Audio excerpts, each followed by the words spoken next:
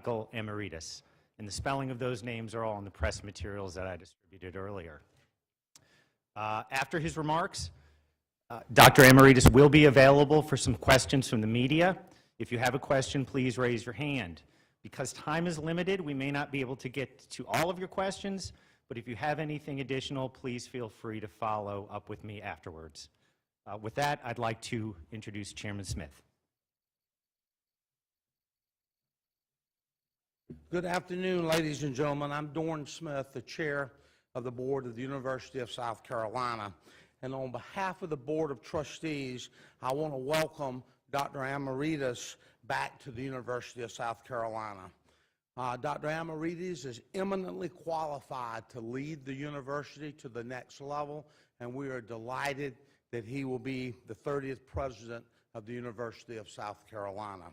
Interim President Harris Pastides has a long and detailed working relationship with the President-elect, and I would like to now call on Dr. Pastides to make a few comments.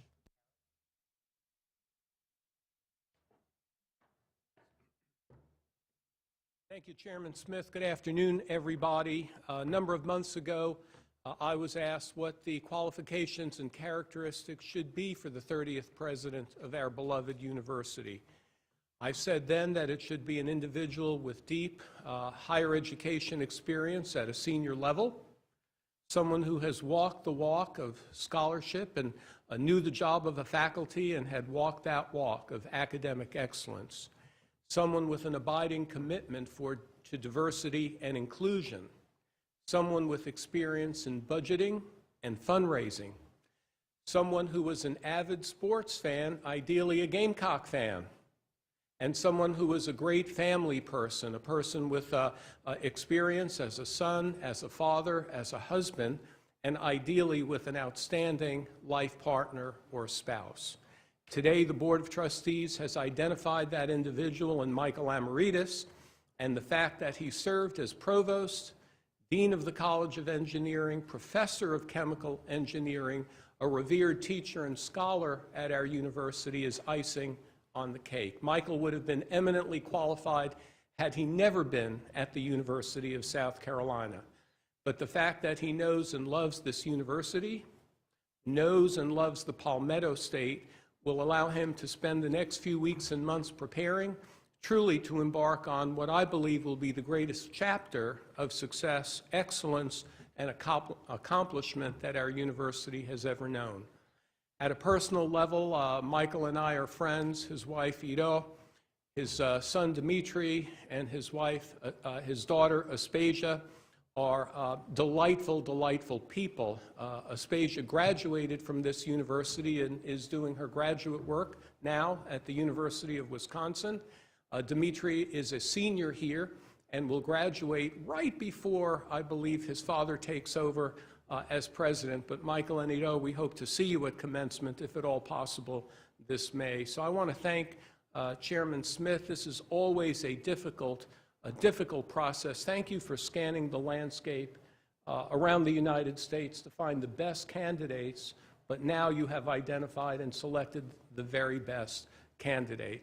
I think in a few moments and over the next few days, weeks, and months, everybody will become reacquainted. I could tell you, whoever broke the story yesterday, although he just raised his thumb, although we tried to keep it a secret, I could tell you the one silver lining is that there have been dozens, if not hundreds, of people from around the community, Columbia, around the state, who have called, emailed, or texted and said, wow, way to go. We can't wait to have Michael and Ido back. So those are my comments for now. You'll get to meet the president-elect now. Congratulations to all of the Amiridis family. This is a great and historic day for our beloved university. Thank you, Harris, for your kind remarks. And I also want to thank you and Patricia so much for your interim service to the university in our time of need. We couldn't have done it without y'all. Thank you very much. Again, on behalf of the Board of Trustees, I want to welcome Dr. Michael Amiridis and his lovely wife, Eris, here back to Columbia. Dr. Amiridis is incredibly qualified to lead this university. The board is ecstatic to appoint him as the 30th president of the University of South Carolina. And before I introduce him and turn the podium over to him, I would be remiss not to thank Thad Westbrook and the entire search committee for all of their hard and diligent work and their service to the university. They did a great job. Now, Dr. Amiridis, welcome home, sir.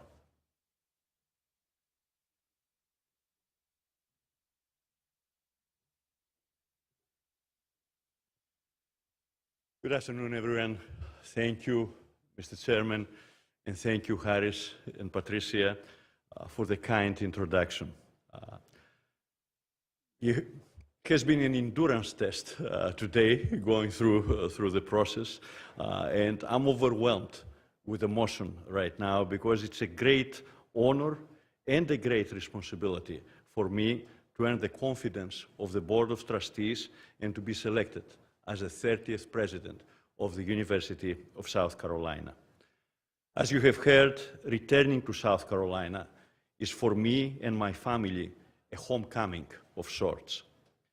I began here in chemical engineering as an assistant professor 28 years ago, and a lot has changed since that time. The campus is bigger, the concerns of the students, the faculty, the staff are different, and there are new challenges that they're facing higher education, not only here, but across the nation. What has not changed, however, is the importance of the University of South Carolina system to this state, to this nation, and to the world. In fact, I would argue that the work that this university does to educate students, to produce cutting-edge scholarship and research, to address the pivotal questions of our time, and to add value to our cultural landscape is more indispensable now than has ever been before. As the President, it will be my responsibility to make the case for the importance of the University of South Carolina and to develop solutions to the problems that have led some to question, actually, across the nation, the value of higher education. We need to be more accessible and more affordable. We need to focus on the public good that the university represents. We need to ensure that our campuses better reflect the rich diversity of this state. And through the impact of our research and our teaching, we need to improve the quality of life in South Carolina, and we need to build the future of South Carolina. The University of South Carolina family, the academic community, is well positioned to accomplish all of this, and I know firsthand that our students, our scholars, our dedicated staff are committed and they are up to the challenge, including, of course, the great power of our alumni. During the last 7 years, I had the honor to lead the University of Illinois at Chicago, one of the leading institutions in the country and the model for research urban serving universities. I'm proud of what we have accomplished with the academic community there, and I will miss the students and the colleagues, as well as the great friends that Hiro and I made in Chicago. But for us, the opportunity to return to South Carolina, to make a difference, to reconnect with old friends and meet new ones, was one that we could simply not pass up. We have spent, as you heard, more than 20 years living in Columbia, and everyone in my family, with the exception of me, will have earned a degree from the University of South Carolina when I come and start as president here. This is home. We are coming home, and it feels great to come back home. Again, I want to thank the trustees. I want to thank President Pastidis and all of you for coming today. And with that, I will be happy to take a few of your questions.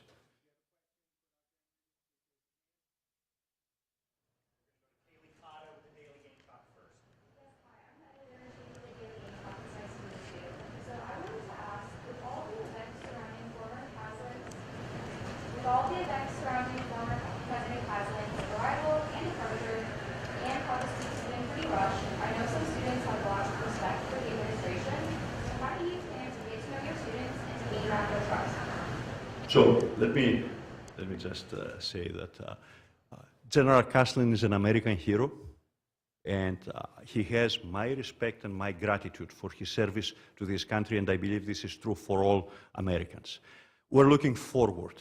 We're looking forward to establish trust with the students, working together with the students, listening to the students, and being able to find solutions together to the problem that problems that students bring to the surface. So I will work closely with the student government. I have to tell you anecdotically that two people that they were in your position a few years ago, both they have contacted me today, they have heard about it, and they send the best regards. So you are in a line of excellent editors, that they have excellent careers by now, and I'm looking forward to working with your newspaper as well and building a relationship. Thank you, Andy.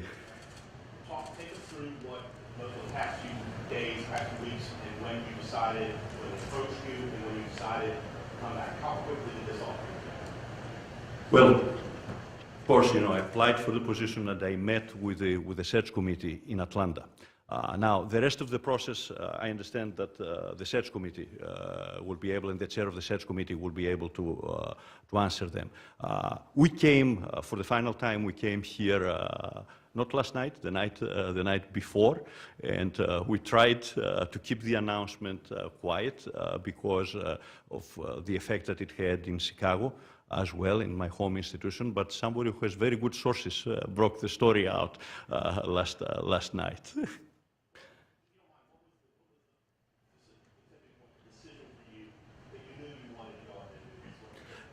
The final discussions were very recent, but there was contact with the search committee. But the final discussions and the decision to come here, as you can understand, exposing myself during this process didn't take place until very recently, the last few days.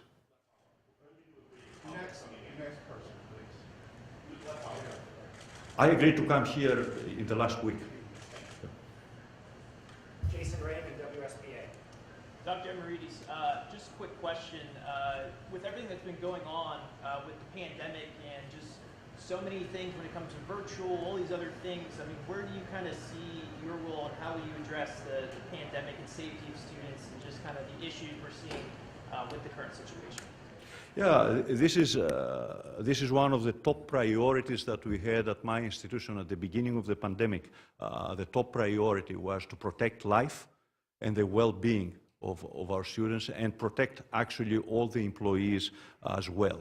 Of course, the measures that we were able to take and the measures that other universities took depends on the legal framework of each state and what they were able to do. The changes that we made, the entire higher education into online education, we pivoted within 2 weeks, and nobody would believe that it was possible, and yet it was done. And it was not only the instruction that we moved into online, it was the services that we moved online, and we adjusted to this. Our students adjusted to this, and if there is a silver lining in this pandemic for higher education, is the fact that we all became familiar with digital tools and digital approaches that we haven't tried before. As we now are in a phase that hopefully we are emerging on the other side of the pandemic with the tools that we have in our hands, with the vaccines, with the boosters that we have, and with the understanding of the disease and the therapeutics that we have developed, I think that we will use some of these tools in the future, and they will stay always with us. This morning you spoke to students and faculty. You talked about infrastructure, making competitive salaries for employees, hiring diverse employees, and even if there is a position for them, hiring the good employees and finding a way to work within the system. Those are all things you did at USC. Correct. And one of the advantages to USC is a very large endowment. Are you confident you will be able to take a lot of the solutions that you talked about this morning and implement them here at South Carolina? Well, actually, USC has a smaller endowment than the University of South Carolina because it's a younger institution than the University of South Carolina, but we had some flexibility to fund some initiatives because we have a strong stream of royalties. A number of vaccines are, there are 3 therapeutics right now in the market that we own the intellectual property and they bring revenue. Priorities need to be funded, right? And without having a clear understanding, at this point, I don't have a clear understanding of the budget. I cannot tell you what will be a first priority, what will be a second priority, what's going to be third. But at this point, the discussion that we had was generally about principles and where I want to go. We have time for only one more question. There's a lot of people waiting to speak with Dr. Amiridis, so does anyone have any additional questions?